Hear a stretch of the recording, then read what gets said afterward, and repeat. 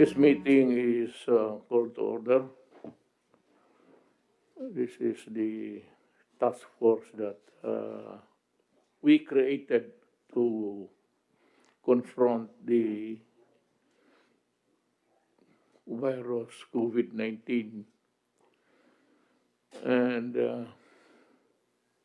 what is sad is that there seems to be a new strain or a mutation. Alam niyo yan, you know better than I do, that poses another danger.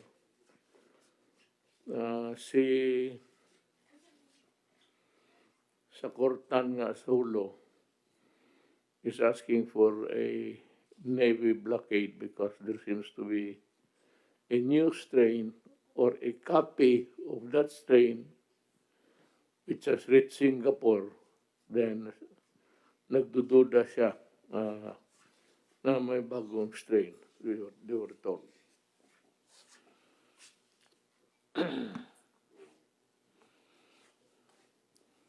We would like to just read the statement prepared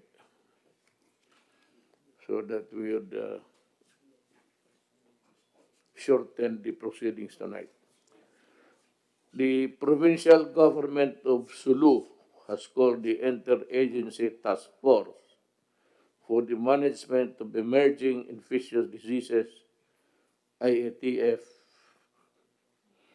EID, for assistance following reports that the new strain of the coronavirus 2019 or COVID-19 has been detected in Sabah, Malaysia. Sulu Governor Abdul Sakurtan on Friday told the Manila Times that he had instructed his staff to consult the task force on how best to handle the emerging situation. Sabah is less than 29 hours by boat from the Sulu archipelago. We have a porous coastlines and a vast Sulu Sea between us and Sabah. And the city national government is equipped with the capacity and logistics to put in place and in operation safeguards and preemptive measures called for, Tan said.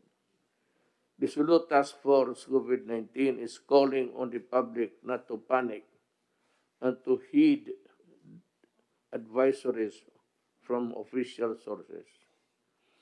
With our frontline partners, we intensify our monitoring and utilize all materials and human resources at our disposal to assure our constituents, and we reiterate our call to them to avoid speculations and spread fake and harmful mongering, the governor said. Akin dito, there is a sentence here which we all, I'm not the only one, I'm sure everybody cut short his Christmas break in Davao City to discuss with health experts and new COVID strains that supposedly originated in the Sulu Kingdom.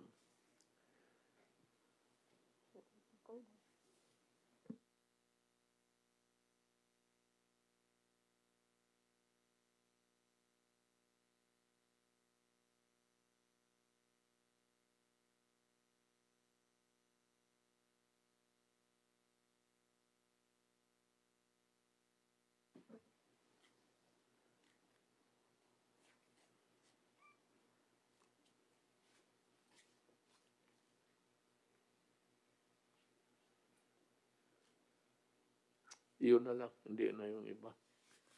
In a way, we are the silent points there. The narratives that we hear today is actually, there is a new COVID-19 strain from the United Kingdom. if it is a COVID-19 new, walang nag-iba dito unless there is a mutation or a variant of that COVID-19. Ganun ang pagkasalita niyan. Now, you know, prudence tells us that we should confront this emerging infectious disease.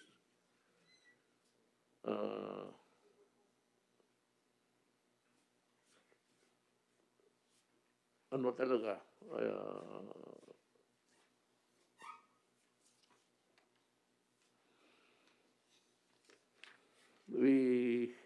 I have allowed kasi the face-to-face classes as pilot projects all over the country. With the new strain, true or not, maybe it's true because it's being validated in Germany and South Africa, UK. Yung order ko noon kay Briones that where is Secretary Briones? If she's here, I'm calling back the order, and I will not allow face-to-face classes of children until we are through with this. We have to, I said, we have to know the nature of the germ that we are confronting. Wala pa tayong alam, and I cannot take the risk of allowing the children. That would be a disaster, actually. So, mindful of that, I am canceling the order I gave a few weeks ago, to Secretary Briones of the Education Department to suspend everything, all activities of children, especially yung face-to-face classes.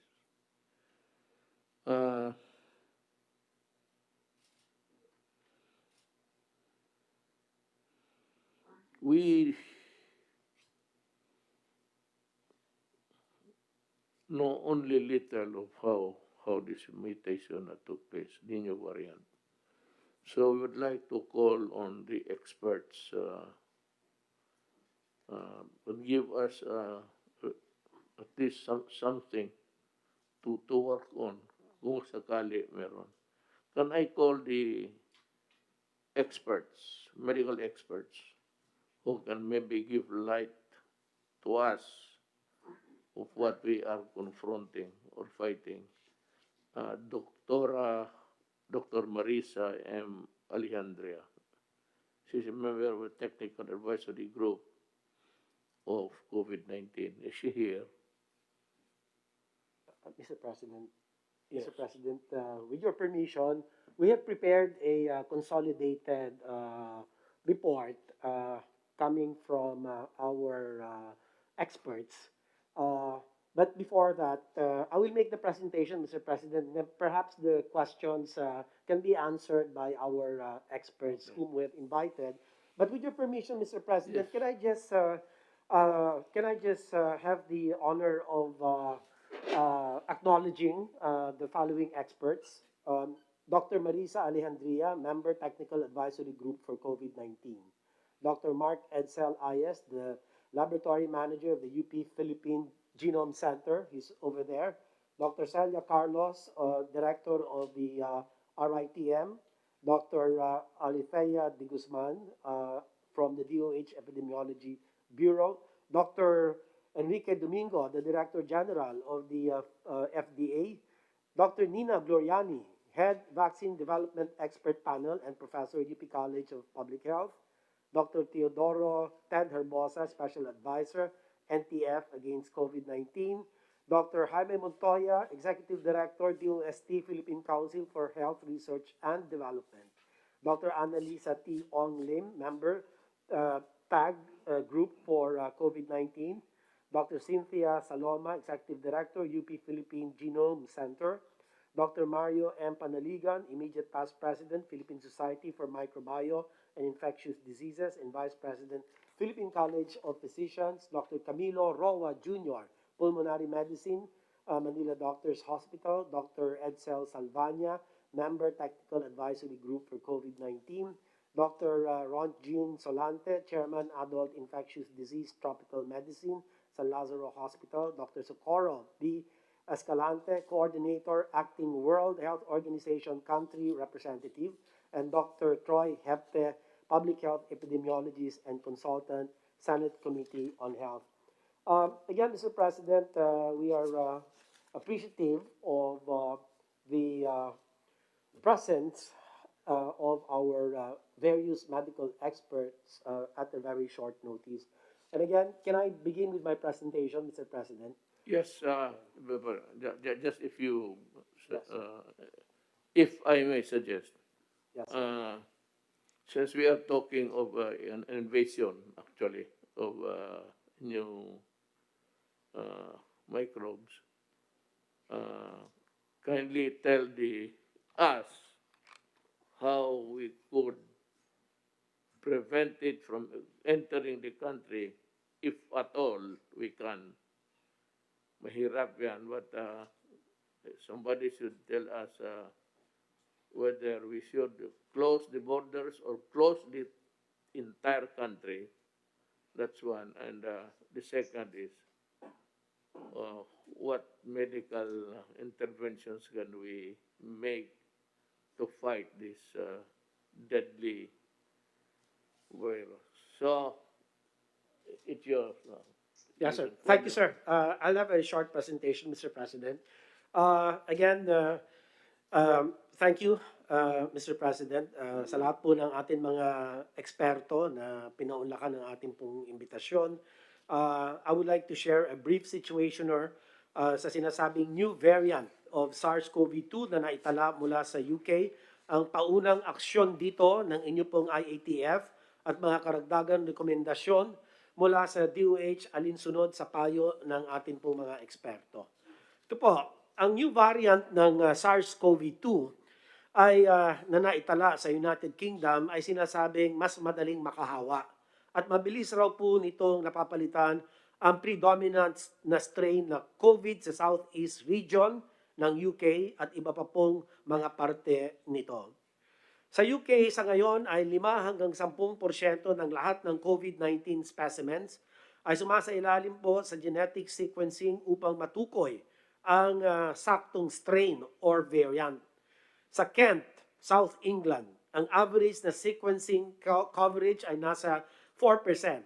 Ang unang kaso na natukoy mula sa bagong variant ay noong September 20 pa.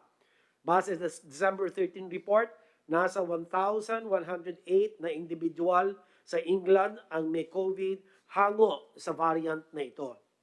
Ayon sa mga pag-aaral sa loob ng laboratories, ang bagong mutation ay nakadagdag sa kakayanan ng virus na maka-infect ng human and animal cells. Current evidence suggests 70% higher transmissibility o mas mabilis na pangahawa nito.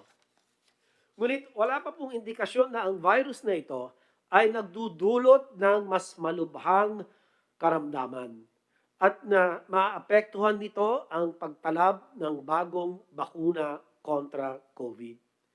Sa ngayon, higit sa 40 bansa na ang nag-impose ng temporary travel restrictions until December 31 para sa mga pasahero na nagmula sa UK. Next slide, please. Dahil sa inaasahang pagtaas ng mga kaso ngayon Kapaskuhan, minabuti na ng IATF na magdoble ingat at magrekomenda ng temporary travel restrictions. Alinsunod po sa IATF Resolution number 90 na inyo pong inaprubahan noong Disyembre 23 na siyang lahat ng paglipad o biyahe galing sa UK ay pangsamantala munang sususpendihin mula ika-24 hanggat ika-31 ng Disyembre. Kabilang sa mga hindi makakapasok sa bansa ang lahat ng mga biyahero na nanggaling o nagdaan sa UK sa nakalipas na 14 na araw. Para naman sa mga nasa biyahe na at dumating sa Pilipinas bago alas 12:01 ng December 24, sila ay dinala po sa Clark upang tapusin ang 14-day quarantine period, ano pa man ang resulta ng kanilang RT-PCR. Ang detalye sa susunod na slide po. Nakapagkasunduan din ng IATF na balikan at aralin muli ang naturang travel restrictions bago mag-lapse ang effectivity period. Kaugnay na rin ang bagong risk classification na pag-uusapan po at irirekomendang muli sa inyo pong tanggapan na mahal na Pangulo. Ito po yung new quarantine community quarantine status covering the period January 1 to 31st. Next slide po. Ito naman po ay galing sa kay Kalihim Vince Dizon. At dito po makikita po sa mga larawan sa kanan ang protocols sa kanilang pagdating. Ito po yung mga galing UK o dumaan ng UK na dumating po. Sila ay inihiwalay sa ibang mga pasahero at pinaswab. Pinoseso din sila ng ating immigration para ma-confirm kung sila ay mula o dumaan sa UK. Pagkatapos nito, inihatid po sila sa New Clark City para doon tapusin ang 14-day quarantine. Ang kanilang mga swab samples ay padadala rin sa RITM and Philippine Genome Center para sa karagdagan pagsusuri.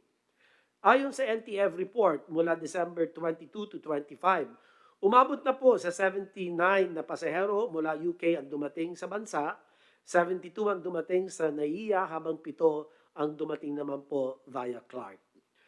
Sa 79 na nagmula po sa UK, 2 rito ang bumalik na sa UK, samantalang 77 ang nanatili dito sa Pilipinas. Base sa report kahapon po, 59 na ang mayroon ng test results, kung saan 53 ang negative. Ngunit may isa pong nagpositibo sa COVID at inaantabayanan natin ang 23 na natitirang resulta. Pero yung testing po nito, Mr. President, hindi po nangangahulugan na ito na po yung new variant. Dahil magsasagawa pa po ng pagsusuri ang ating pong mga eksperto mula sa Philippine Genome Center.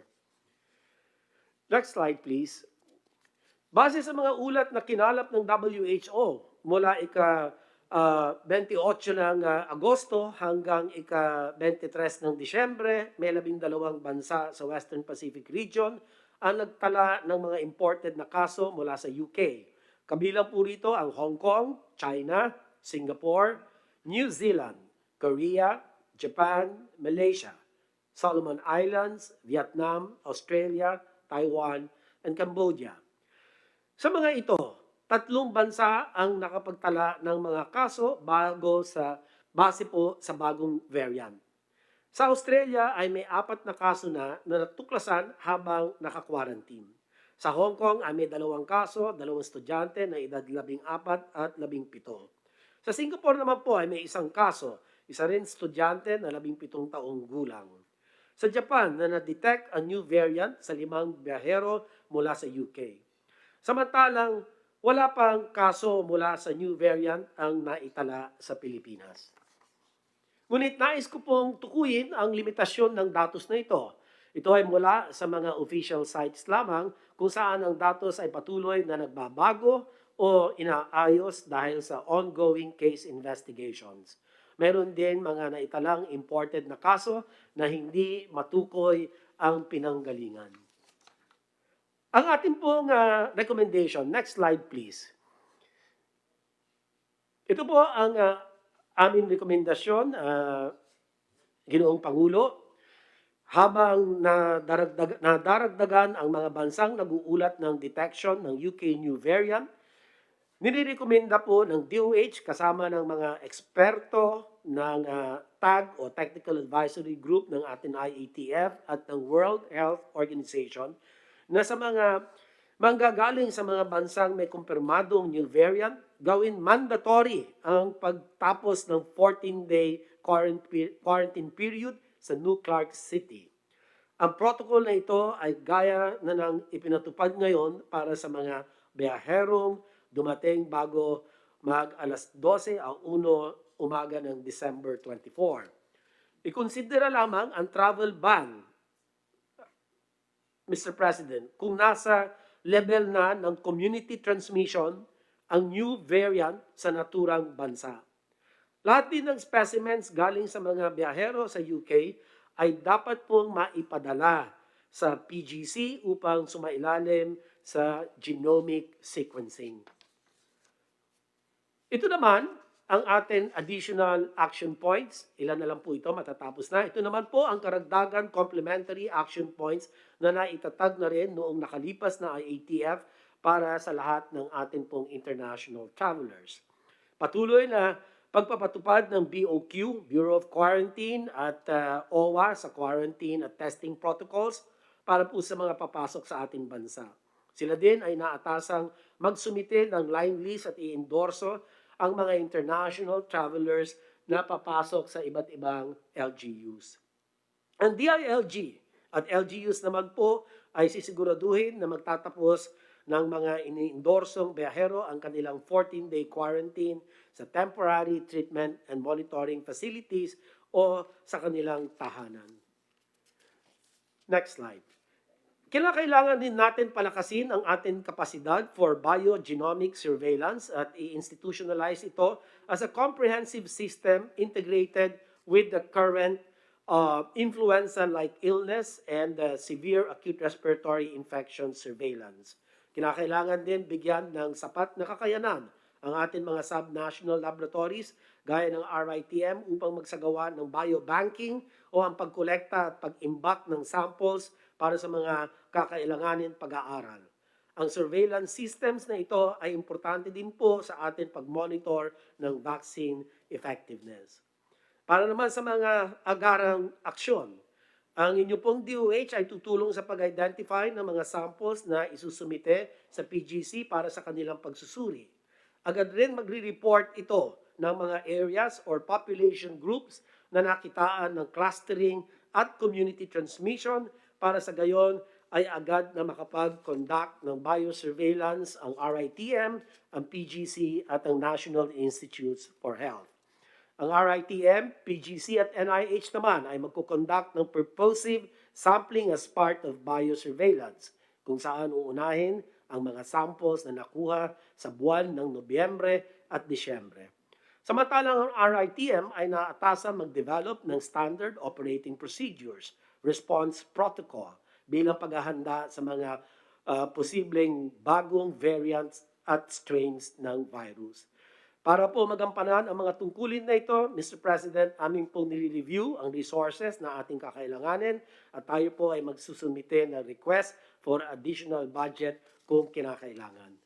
So ang mga key insights or messages na lang po, nais ko pong ibahagi sa ating lahat po dito at nanggaling po sa ating mga eksperto. Una, sa paglitaw ng bagong variant na ito, mas dapat po natin paigtingin ang pagsunod sa minimum public health standards.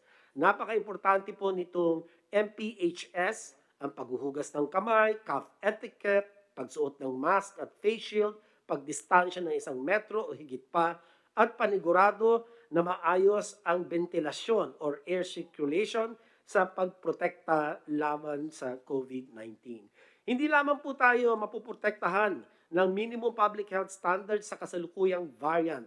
Bagkus ang MPHS po ay kinikilalang epektibo sa kahit anong mutation or variant ng virus na ito.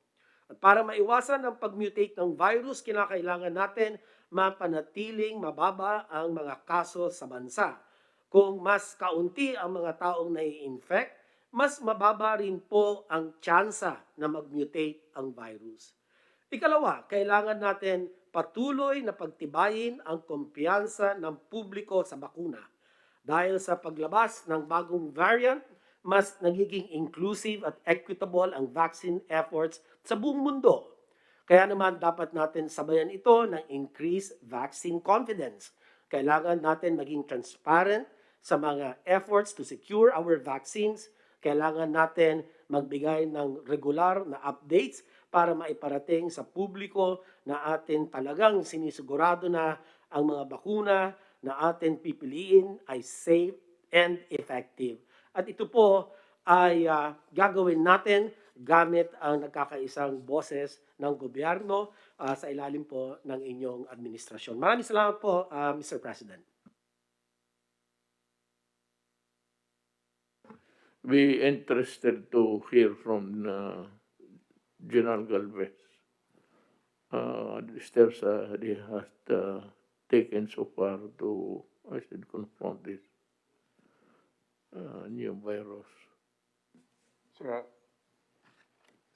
at the NTF, we have already coordinated with our response team, and we will intensify our surveillance in the different airports. We already informed Cebu City Airport, and they were being instructed by Secretary Vince on isolating the different passengers from UK, and also all airports had been coordinated with DOTR.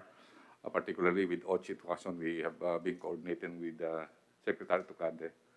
And with the information on the Sulu area and also in Sulu, Basilan, Basulta area, we will coordinate with the military through Secretary Del on how we could help the Sulu and also in Tawi-Tawi, so that the intrusion of the possible cases be prevented. And also, we forwarded already the letter of the Sulu governor to the IATF and also to DFA, so that they can also arrange with Sabah and also with our post in Malaysia, sir. You know, Galvez,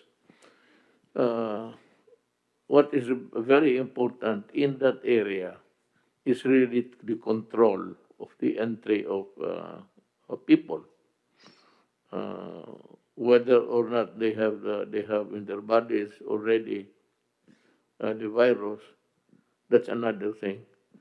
Kailangan natin i-control yung borders natin.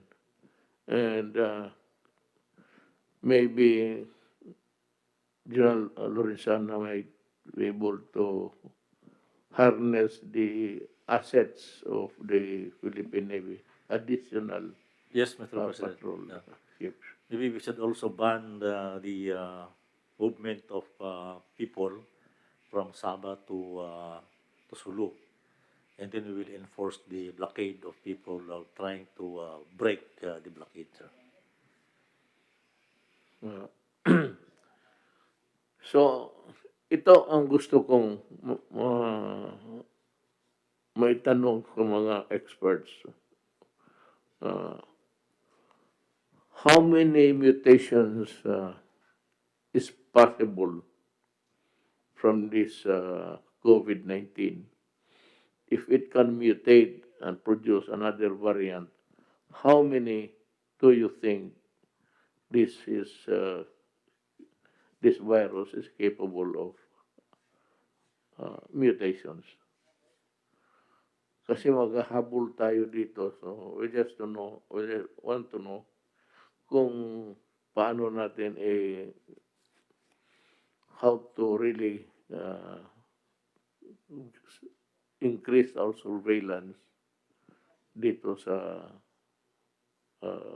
bagong mutation.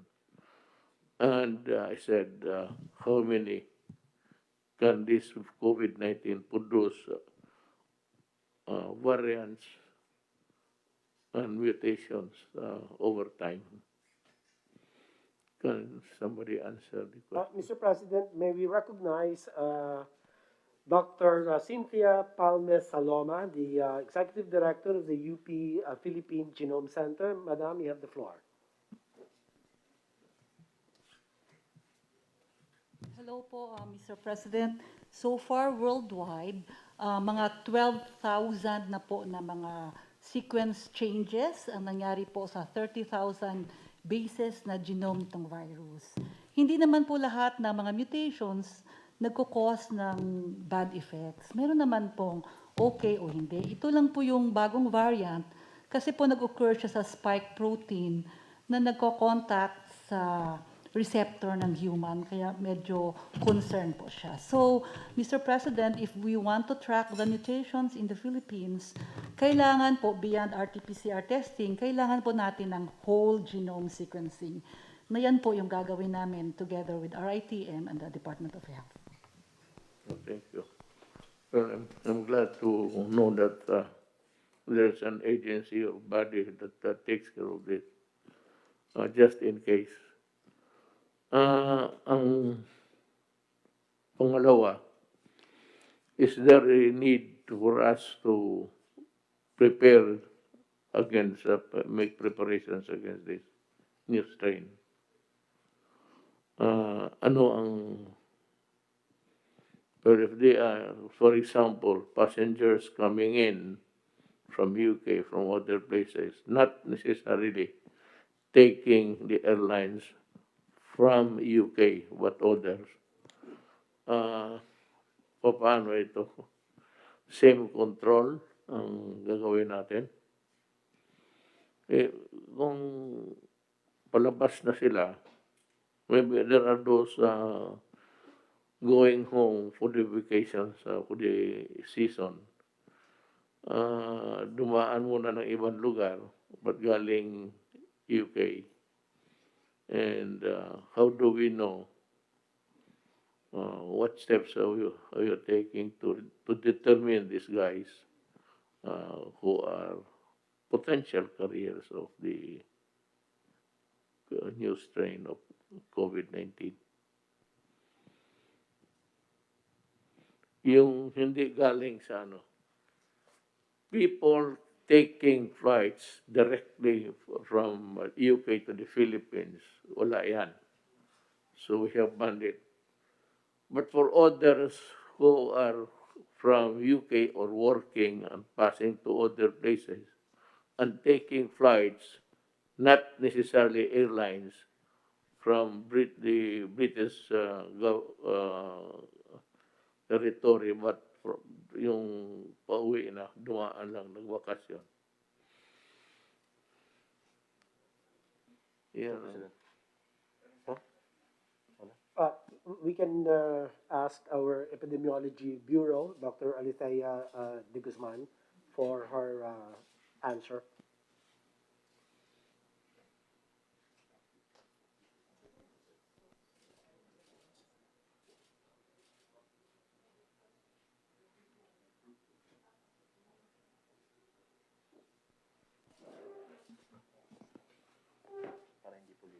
Sige po. Mr. President, good evening po. So, tama po kayo, sir, no? We should protect not just from the flights directly coming from UK, but there should be a system in place na saan po talaga siya nanggaling, whether dumaan mo na siyang UK, tapos nag-layover siya somewhere, pero ultimately, dapat po, pag may history of travel siya sa UK in the past 14 days, ito po yung mga nililimita or hindi po muna natin papasukin sa Pilipinas. So, probably the Bureau of Immigration, kasi makikita po nila yung stamp, no, doon po sa dokumento. At dito po yung stamp, tama po kayo, no, kailangan palakasin yung, ports of entry, the border control. So, through BI, from BOQ, para malaman at malimit ang pagpasok. At kung makapasok po, meron tayong sistema para po ma-screen lahat ng papasok po sa atin.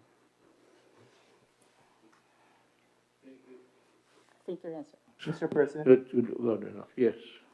Mr. President, according to the Bureau of Immigration, apart from flights coming directly from the United Kingdom, ang karamihan daw po ay mga flights ng United Arab Emirates. In other words, nanggagaling po sa bandang Middle East na nagta-transit sa or na dumadaan doon sa mga lugar na yon or transiting in the United Kingdom. Ang pagdating po dito sa ating mga paliparan, ang first line of defense po ay, according to the Bureau of Immigration, ay ang paghawak ng Philippine Coast Guard para po mag-segregate yung mga hindi naman dumaan sa mga areas na like the UK na possibly infected at inhiwalay na po sila. At dinedetermine po kung sino ang kailangan na ma-quarantine at hindi. At ang last line of defense po ay ang Bureau of Immigration. Ang Deputy Commissioner po ng Immigration ay present dito sa meeting nito. Baka maaari po siyang magdagdag ng additional information or measures that have been taken by the Bureau of Immigration. Deputy Commissioner Alegre is here, and he may wish to add something to the measures taken when these foreign passengers arrive in our country. Ito lang naman, tanong ko lang, do you have the sufficient manpower to do that? Because we have terminated so many, we dismissed so many employees of the Bureau of Immigration. Halos parang yung ano nila, wala nang, the reason really is there would be a lot of questions asked before these passengers can be cleared. So they would have to trace from where they came from, whether they stopped over in other areas before finally taking a flight to the Philippines. Ang gusto ko malaman kung may tao ka kasi we have terminated what? Mr. So President, many. yes, sir. Yes, sir. Ganun nga po ang ginagawa ng Bureau of Immigration dito sa mga foreign arrivals na to. They check the passports kung saan po mga lugar nanggaling or nag-transit at by interview also, by intensive interview. Going back to your question, Mr. President, do we have the sufficient manpower at the Bureau of Immigration? Yes, it's true na marami na po tayong sinuspend at may mga naalis na po. Pero yun po ay immediately pinalitan ng Bureau of Immigration from the main office at from other regional offices ng Bureau of Immigration who have sufficient training also in dealing with the foreign passenger arrivals. Kaya hindi naman po masyadong problema ang manpower sa Bureau of Immigration. Dahil napalitan naman po yung mga naalis at sa kasalukuyan po ay hindi naman masyadong heavy ang passenger traffic sa ating mga paliparan. Kaya po na-address naman po ng Bureau of Immigration ang kanilang manpower situation. Well, it's good riddance that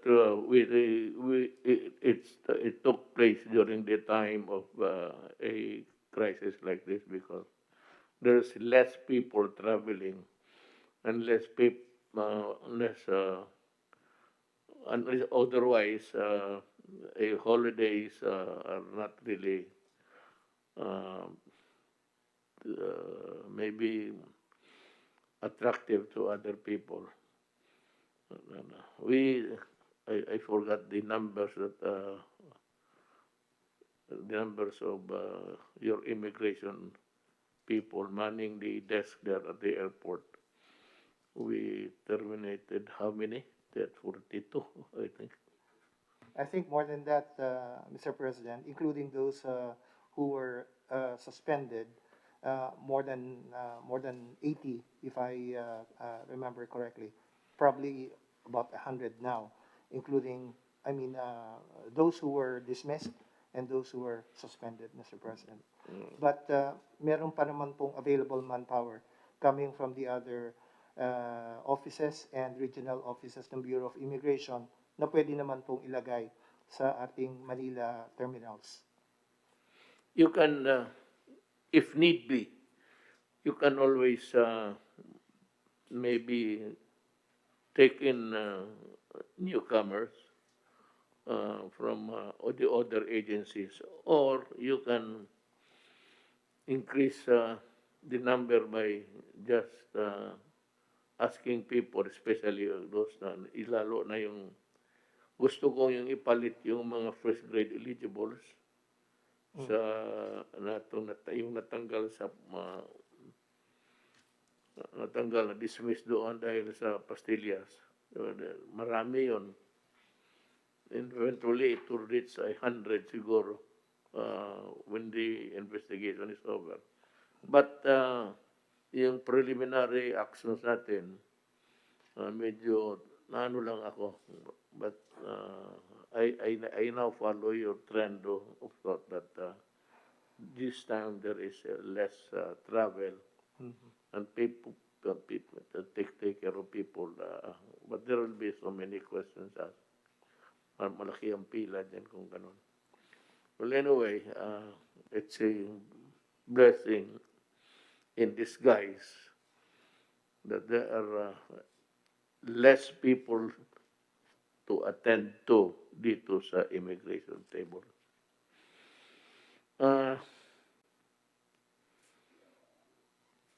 Secretary Duque, do you have an office, an office or agency under you working also on this, other from UP, working to find a vaccine? Is there people there? Mr. President, if I may, vaccine-wise, there's a process, the DOST, ang nangunguna po, lead agency sa vaccine development, together with the vaccine expert panel and the single joint ethics review board and the FDA. So meron po tayo pagdating po sa pagtukoy ng mga bakuna that will be the most effective, safest, and of ensured quality, Mr. President. So meron po tayong mga opisina. The Philippines can produce a vaccine on our own, made or manufactured out of the brainwork of people who are Filipinos. I think UP is one, and the UST is working on it. And the RITM, Mr. President, is also in one of the best positions to collaborate with the other government agencies for a vaccine self-sufficiency goal in the near to medium term, Mr. President. Pardon me if I remove my mask. I cannot pronounce the words properly. This thing is bothering me. Pagpasensya na kayo. Hindi naman siguro, walang hulihan naman dito. Well, there is, no one is above the law. And it says that you are violating a certain regulation. Ang problema, hindi ako makapagsalita ng, I seem to stammered ang bunganga ko. Well, the most important thing really is yung surveillance, that we are able to identify persons coming in, not only from UK, but from other places. Like Australia, meron na din doon. Singapore has another cases. And what is horrifying is the statement of the medical world, ng mga experts, is that it can mutate very rapidly. Nakakatakot eh. So if we have to believe them because that is their, they are the one equipped with the expertise. So sabuti yung maniwala tayo. And if it's contaminating people at a very fast rate, magkakaroon talaga tayo ng problema. So we have to increase the surveillance and of course itong quarantine kung Pilipino ang umuwi. And I hope that it would not reach the shores of the Philippines, yung variant na yan. Otherwise, we are in trouble because we'll just have to wait for the Western world to study and come up with solutions. Tayo dito, ano lang, we just wait and see attitude. Wala naman tayong magawa. Uh, oh yes. I would just like to underscore the fact that we are not defenseless. Hindi naman po parang wala tayong laban kahit na makapasok po yan. Hopefully, hindi makakapasok. Pero kung makakapasok naman po siya, Mr. President, please be reassured that the mechanisms, the systems, the policies are already all in place. And what do I mean by this? We have the five strategic pillars that we have been implementing since 9, 10 months ago.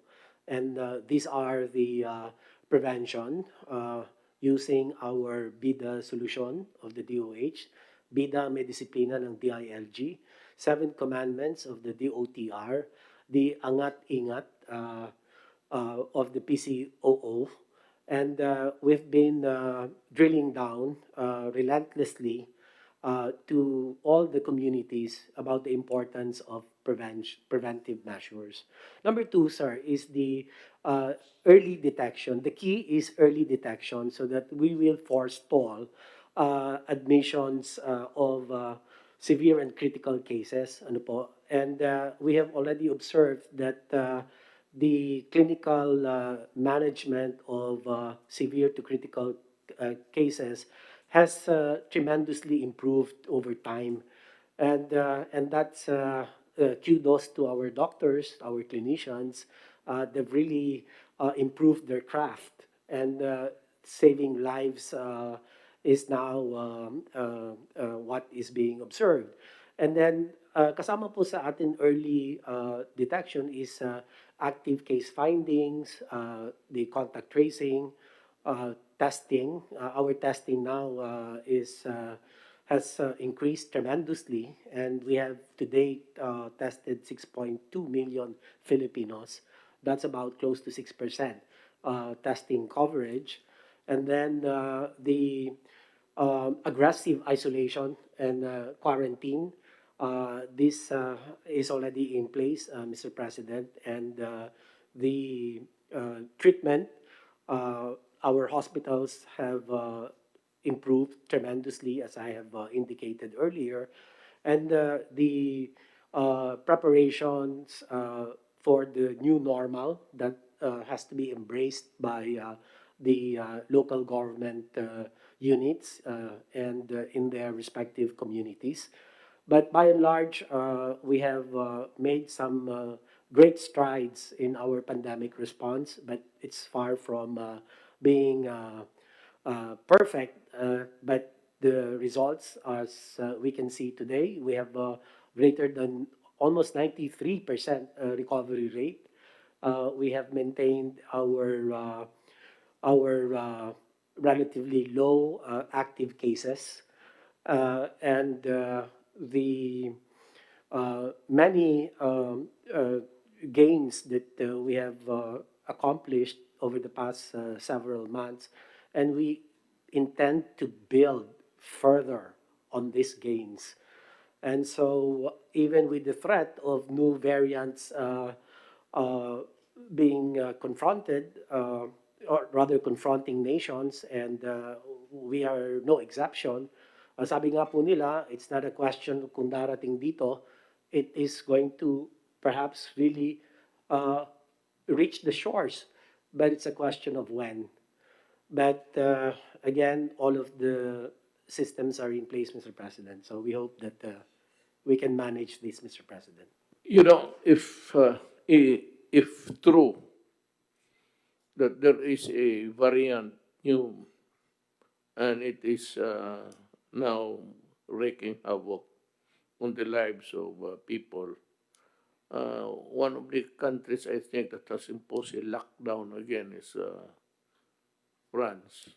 Kaya gusto ko malaman sa inyo, kung magdating dito, are we going to impose another lockdown until we find out what we can do. Uh, from the medical, we invited guests. Can somebody, so that we can prepare actually? I'm making some projections. I hope that it would not reach the Philippines. I pray and I hope. But I said, make some projections. Sabi mo, uh, it's not a matter of whether or not it would reach the Philippines. It will until we decide to close the country. But that is not possible. And so now, kung magdating itong kung bagong variant dito, can we go back to the should we go back to the lockdowns again? Yeah, General Garbes, what do you say? Sir, I believe we have some we must apply some proactive measures, particularly on DFA that they will have an advisory, particularly UK, that most of our kababayan there should not go home because they will be having yung 14 days quarantine. Maybe also we also discourage muna from the Europe area through maybe also with the DOTR that air uh, all passenger airlines should have a more stringent border control in terms of the identities of the passengers coming into the Philippines. Particularly, dapat sir mabigyan natin ng instructions sir yung mga recommend ko po kay Secretary Tucade to give instructions to the different airlines coming from Europe na talagang busisiin po yung kanilang mga passport na baka mamaya doon sila nanggaling sa UK. And maybe yung DFA po sir, they have some sort of advisory na those people na mga kababayan natin sa UK for the meantime, considering of the incidence of the mutation of new variant, na dapat i-discourage po natin na wag muna sir bumalik dito sa Pilipinas. And then also tama po kayo sir na dapat magkaroon tayo ng active surveillance through the LGU dahil hindi po natin alam na ang nagkaroon lang tayo ng tinatawag nating order was only last December 23. Baka hindi po natin alam na may nakapasok na po nung mga naunang mga buwan. And we should have some sort of discrete investigation using also yung ating armed forces at yung PNP na baka may mga balikbayan na galing ng UK na nandun na po sa mga areas. So we need really to have yung active surveillance, lalo na po yung mga nakadating po dito. Based po sa text po ni Sec Liling na nandun po sa Singapore yung kanyang anak, meron na pong isang identified na strain sa Singapore.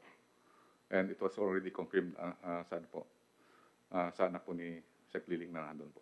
So maybe ang mangyayari din po yung mga ibang mga countries like Japan na meron ng 5 ngayon, it may happen na talagang po natin.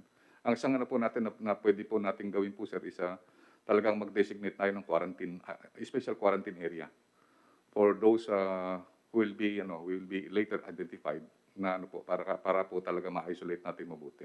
Kasi yun po time will come talaga na Mr. President na baka magkaroon po talaga ng strain dito. We should be prepared kung saan po natin talaga yung mga tao po na para ma-isolate po natin sila na. So yun lang po, mahal Pangulo. Mr. President, can I make a comment, sir?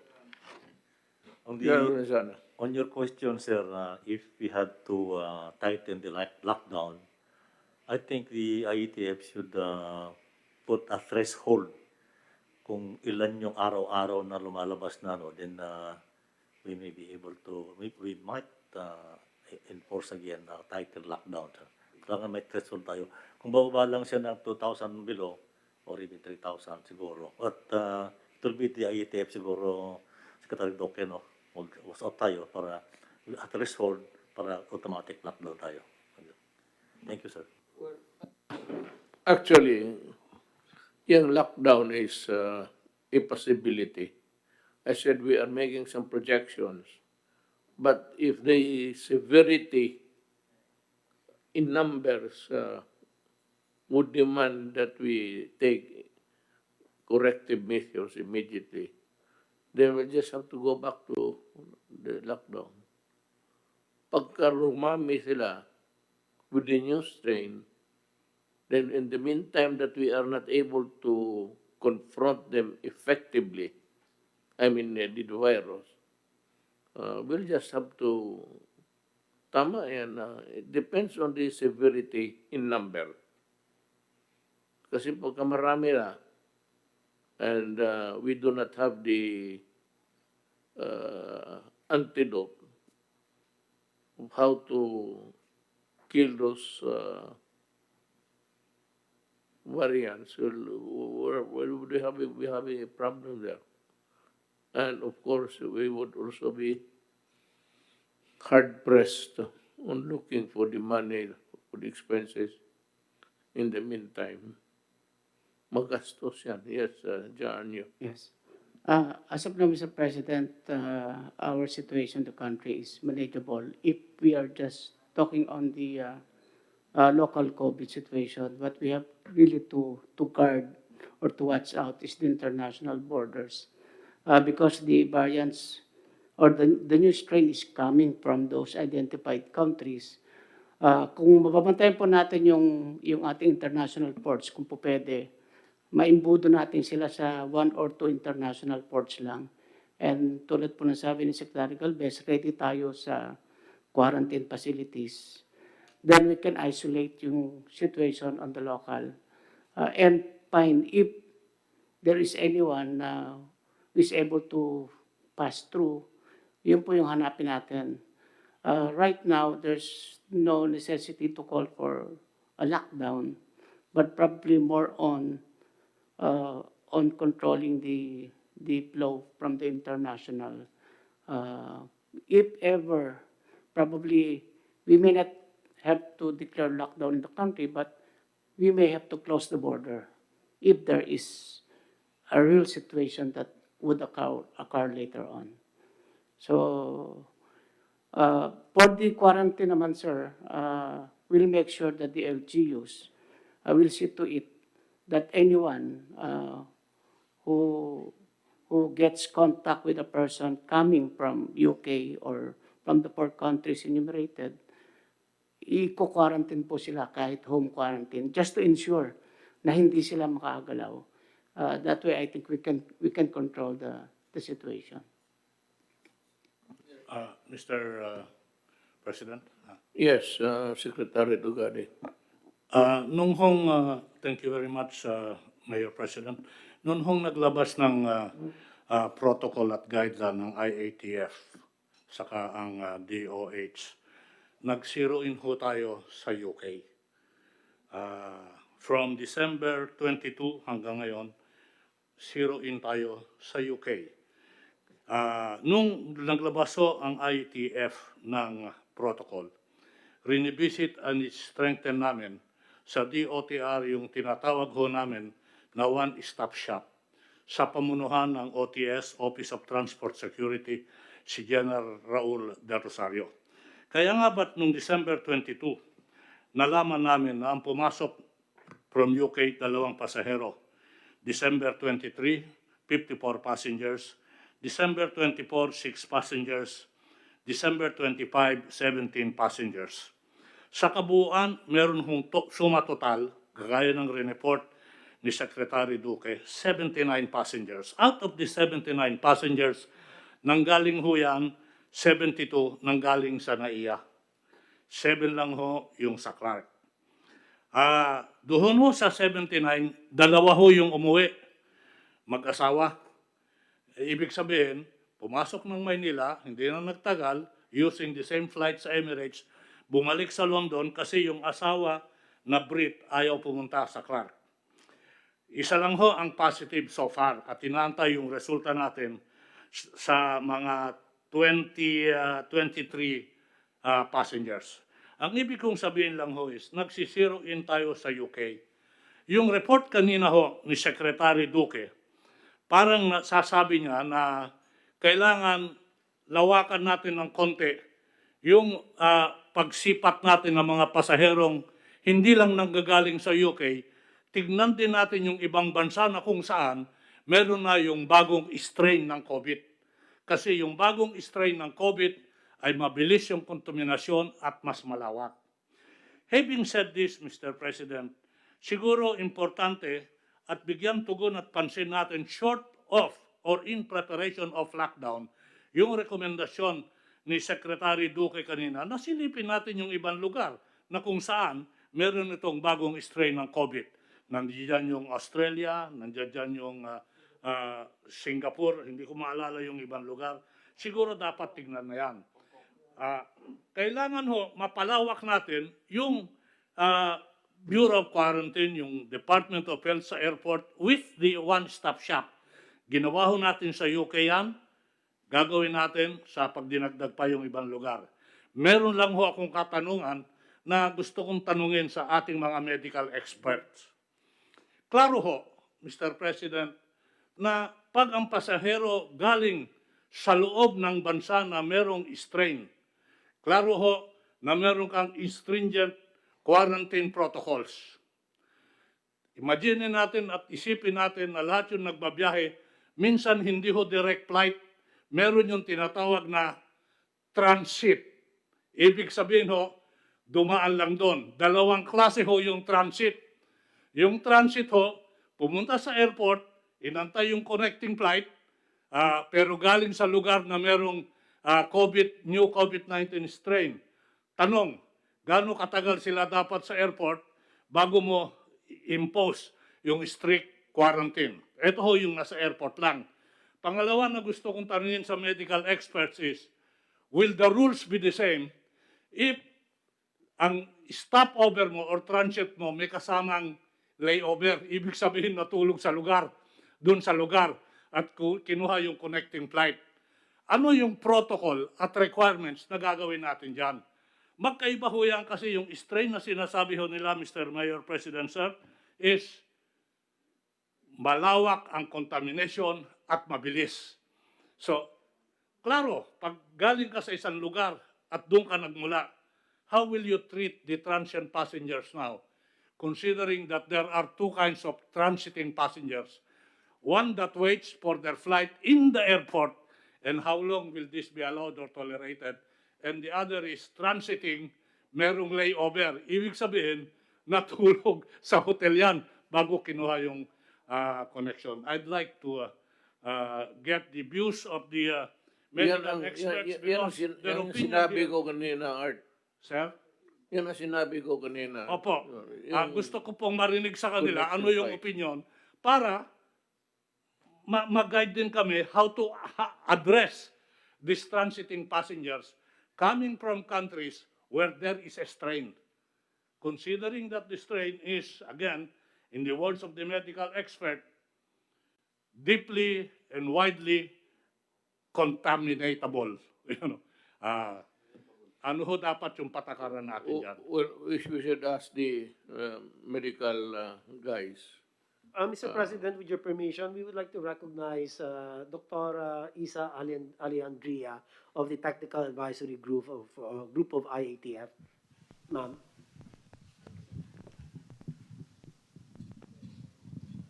Thank you. Good evening po, Mr. President. Regarding the question of Secretary Tugade, napag-agreean po namin mga experts, medical experts, that with regards to the travelers coming from any country with the reported UK variant, whether transit or coming directly, the quarantine will remain as 14 days. It's strict implementation of 14 days. And regardless actually of whether we're dealing with a variant or a mutation or the regular COVID-19, the quarantine, duration of quarantine remains at 14 days. We need to strictly implement the 14 days. Siguro we would like to also to clarify, the mode of transmission remains the same, respiratory droplet, and this virus, we expect the mutations. So to impose a lockdown or travel restriction will not be sustainable in the long run. So kailangan pa rin po yung implementation ng minimum public health standards, face mask, face shield, as discussed earlier, cough etiquette, hand washing, air circulation, then yung quarantine. Whether there is a mutation or not, these are still the standards that have to be implemented. And this virus also, yung variant po, there is no evidence at this time or data that shows that it causes the more severe form or it's more virulent. Mas mabilis lang yung transmission pero hindi siya nagkukos ng mas severe disease that will cause critical form of the disease or more hospitalizations. Sa ngayon, hindi pa yon nakikita.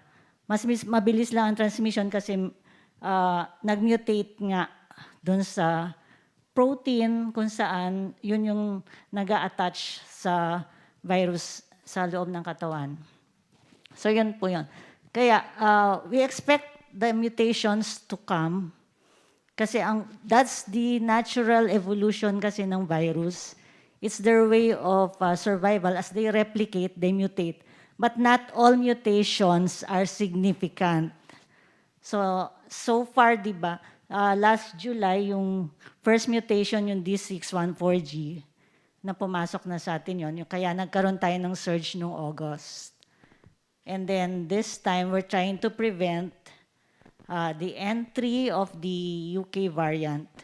And tama po yung ginagawa natin ngayon na we're restricting travelers coming from UK, and we also need to check on other travelers coming from other countries where the variant is also reported.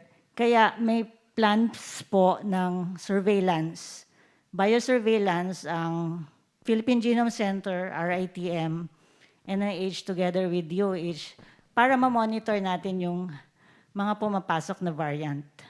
So we need to strengthen the biosurveillance system so that we are on top of the situation. No? Aware tayo na may pumapasok na variants. And these variants are important to be monitored kasi may impact din sa vaccines, sa efficacy ng vaccines natin or effectiveness ng vaccines eventually. So in the moving forward, kailangan ma-set up or ma-strengthen yung biosurveillance system.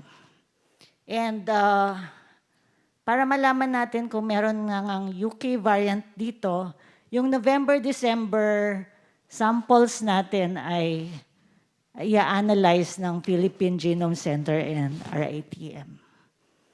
Yun po, Mr. President. Mr. President, sir. Number one is a clarification. So I take it then that whether you come from the city or state where there is a new strain, or from the airport lang taking a transient character, strict. That is for passenger at para sa tao. Ang tatanungin ko lang kasi transport ako, what will be the rules for cargos? Kasi gaya nung meeting natin noon, kung may transmission sa cargos, will the rule of the game be the same with people and cargo? I'd like to listen with the permission of the Mayor President with the medical experts. Let me go back to itong transit. Some are taking flights and then connecting. Kung wala ng iba, there are countries whose airline make flights to the Philippines. Ang iba naman talagang layover. He has to spend the night there. Alam mo, ang tingin ko dyan, whether or not it is a transit situation or a layover, para sa akin, it's the same. the virus is carried by people, and baski na doon sa sinasabi natin na transit, they have to deal with people whether they like it or not. They have to go out and go to the counter and talk to people. So ang virus, whether in transit or just a connecting flight for the following day, ganun rin ang ano eh. So I think that yung response natin should really be, we consider them as one. We love them as one. Now, itong scenario, naunahan mo lang ako, I'd like to ask Secretary Duque and DOST, nandito ba si, I would like them to, or government itself, the offices, should create another task force. Hindi itong atin, wala man tayong alam dyan, medical, ideally it's the medical persons, na nakatutok lang talaga dyan sa bagong strain, whether or not it is here or not, and whether it is as virulent as itong sabi naman ni doktora, hindi masyado, it's not as toxic as itong si COVID-19, si original yung tatay. But I think that we should not really be complacent about it. We should treat them as a deadly disease that could be entering the Philippines. Mahirap kasi ang tayo, whether or not itong ano na ito is as virulent or as toxic as COVID-19. So yung tanong mo, para sa akin pareho. The contact is there. The possibility of contact is there. Because you have to talk to people. And in the transit, there are a lot of locals also. They're working, the policemen, the security guards are there.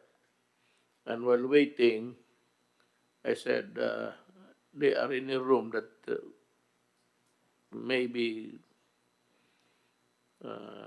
somebody somehow would pass it on to a Filipino coming home. Let's go back to your maya na lang tapusin mo natin ito. How about the cargo that are contaminated? Klaro po, Mr. Mayor President, sa tao, how to deal with them, either coming directly from the state or from the airport, trato. Gusto kong malaman sa medical expert, paano natin ititreat yung cargo? Kung especially if this virus is mabilis makakontaminate, para apektado ho ba yung cargo? Para mag-guide kami sa pakikipag-usap namin sa mga airlines, sa airport operators, sa cargo. Noon po, yung COVID-19, sabi natin, transmission, animal sa tao, tao sa tao, question yung cargo. Hanggang after a while, na klaro na cargo becomes a contaminating platform.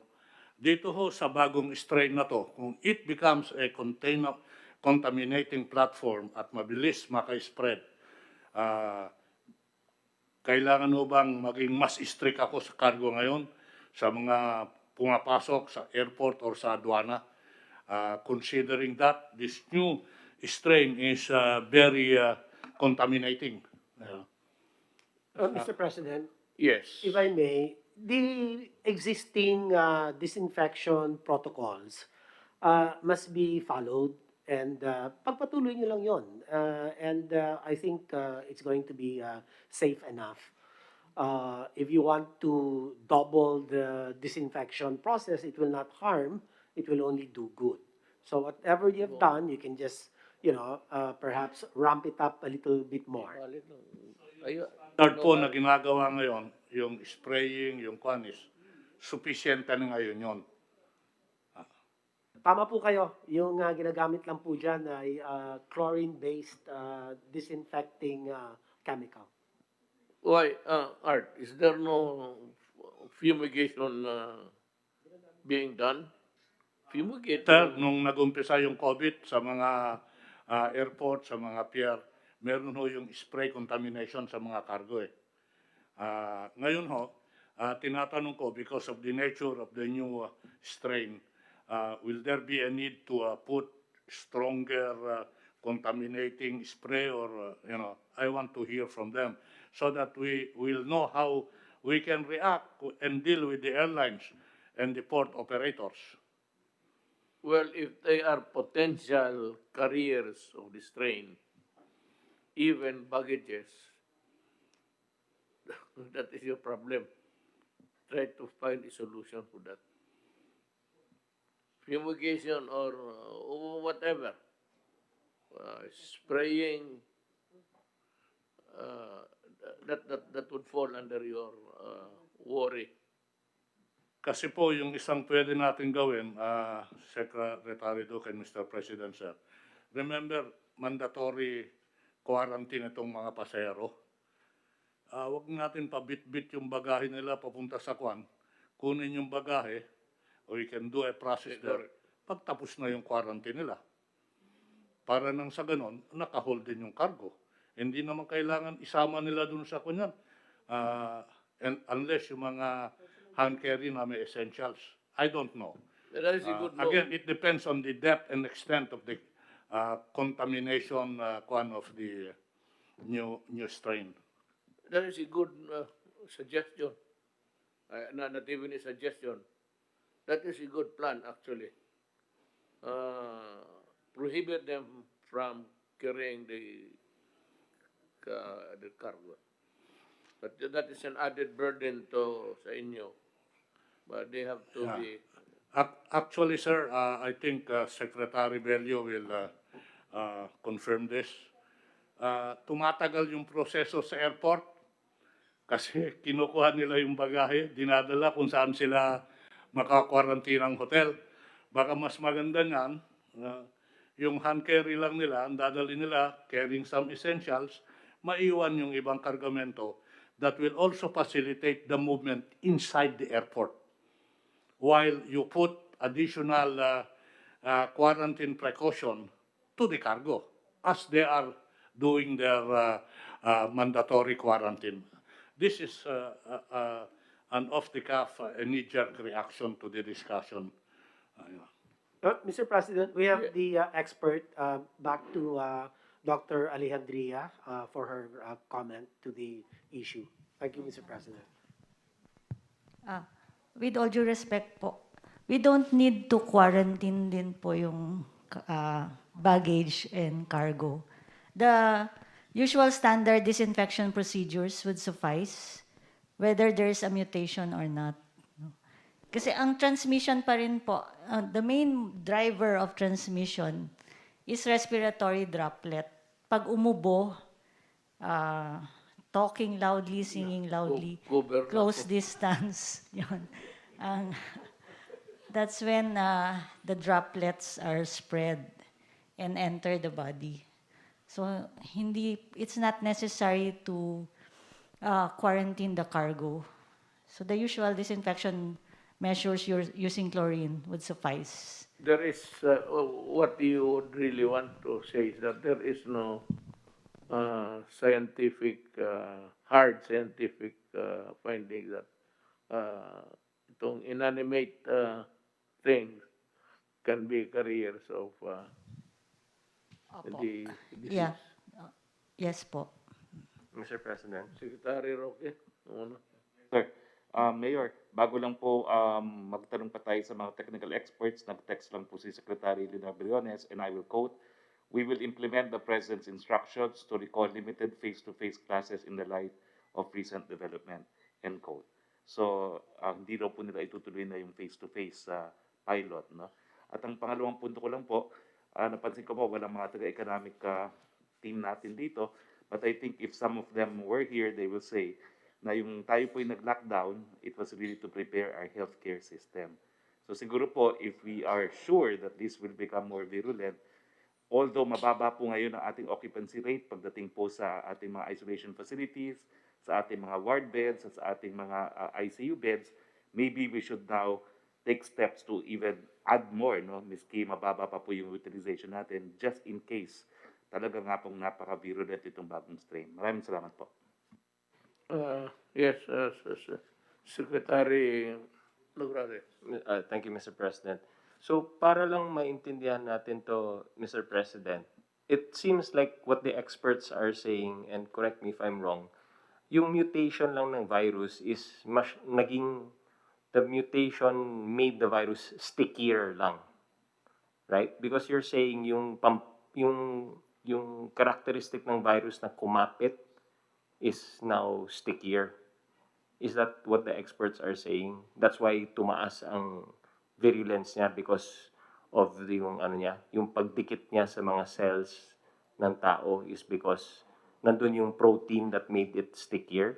Ganun ba yun? Mr. President, if I may, the current strain that has been the subject of our discussions has not been proven to have increased virulence. Only increase in transmissibility. Mabilis lang maghawa. But the virulence or the extent, the pathogenicity is the same basically with our current strain.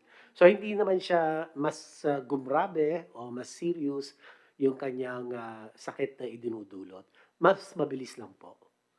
So mas mabilis lang siyang makahawa. Meron dito, I think we are updated well. Spain, the government reported the first confirmed the variant of cargo. Pumasok talaga doon. Despite of their, they were once closing the border also. Takot yung mga so let's do it this way.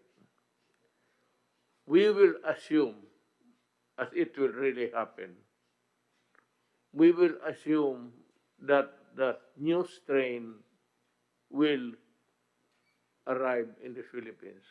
We cannot, unless I said you close the country, papasok talaga yan.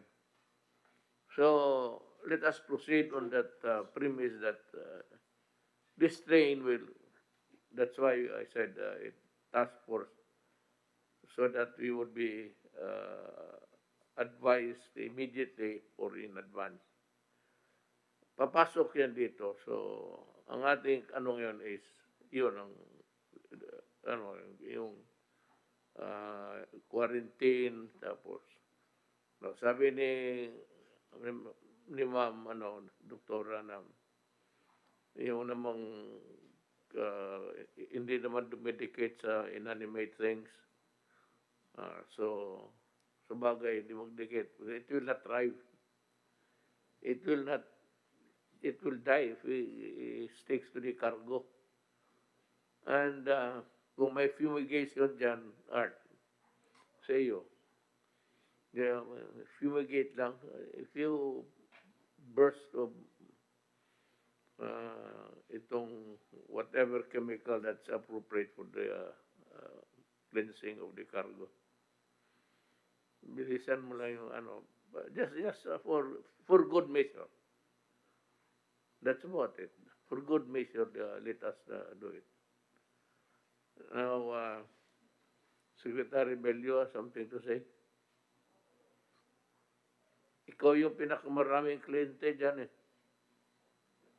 Eh, yung OFW, Yes, Mr. President. they come in numbers. I was also toying with the idea na kasi ang ATF resolution is to prevent the entry of foreigners coming from UK at inaalaw yung mga OFWs. I think, Mr. President, it is also good to consider na isama na rin sa restriction even yung mga OFWs natin. Kasi it is reported by our labor attachés, Mr. President, that some of our OFWs, especially in UK, have been contaminated by this variant COVID-19, Mr. No President. wonder. It's very natural. If you are in a community that is affected by this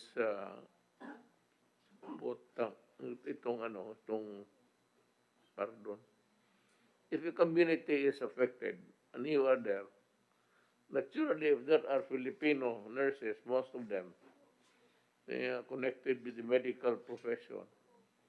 Ganun rin ang mangyari. So, whether or not they would eventually they would come home and bring we cannot escape that. I avoid the idea of hindi mo pauwiin as long as doon sa place of departure they are tested. Perhaps when they come home, tested again and quarantined. If that is really the purpose of the government. I would not agree with the idea of disallowing Filipinos to come home. Mahirap yan. Unless we can prove that he is contaminated. But if the test shows from the place of departure, pati dito, at the same protocol naman yan, is swabbing pati, and they are quarantined. At least, sigurado. Akin, my take is, Filipinos coming home will just have to gamble. We have to gamble that hopefully that they are not the carrier. But yung British foreigners, gusto ko sila wag munang pumasok. Kung mahawa lang naman tayo, Pilipino, por mahawa tayo ng puti, that is a disaster. So, Mr. President, sarado talaga ang Pilipinas. ang problema kasi, Mr. President, yung mga manggagaling sa UK and in other parts of Europe, ito yung mga magbabakasyon lang, Mr. President. Hindi ito yung mga displaced because of COVID-19. Kasi karamihan ng mga OFWs natin who were displaced because of COVID-19 opted to stay because they're enjoying yung kanilang insurance benefits. Ang insurance benefits kasi ng mga workers in Europe is more than 1 year. Hindi kagaya sa atin dito na 2 months lang. Doon ang unemployment insurance ng mga workers is 14 months. Kaya they can afford to stay and wait for the possibility of going back to normalcy. Kaya karamihan ng mga uwi going from UK are for vacation, Mr. President. Kaya kung yun ang purpose lang naman nila, wag na natin na lang sila pauwiin. And by the way, Mr. President, konti lang naman yung manggagaling dyan sa UK and other parts of Europe. Karamihan ng mga nare-repatriate ni Secretary Tugade, manumbering from 1,500 to 3,000 a day, galing ito sa Asia and the Middle East countries, Mr. President. Kaya yung mga Mr. sa President. Europe, Hanggang ngayon ba the numbers are steady? You have the average Filipinos. Mr. Mayor President, we can submit those numbers. I don't have them now, but I can submit it first First hour, even tomorrow, Sunday, I can give it. No need, no need. We just want to know, sir, because the experts are here. Mr. President, After our discussion, we'll ask them. Opo. Ang pasok ba ng ano is may ano ka, may numbers ka that's pareho lang. Mr. President. Halos the volume. The one-stop shop is doing this on a regular basis, Your Honor. Mr. President, may Yes. you back in, please, sir? Yes, sir, I have here the record of arrivals from December 21. December 21, 1,477. December 22, 1,411. December 23, 19. December 24, 14. And yesterday, 968. So we are hovering between 1,500 to up to below 2,000, Mr. President, for the OFWs. We have the may average ka. I think it's about 1,500, sir. No, meron tayong cap set. Nasa 4,500 ngayon. And we are planning to increase that, Mr. Mayor President, by the end, but the start of January to 5,000, if IATF will confirm those numbers. May cap ho tayo dyan. I hate to do this, but can we suspend this meeting for just about 30 minutes so that we can eat? I think the food is there. Mine was brought here.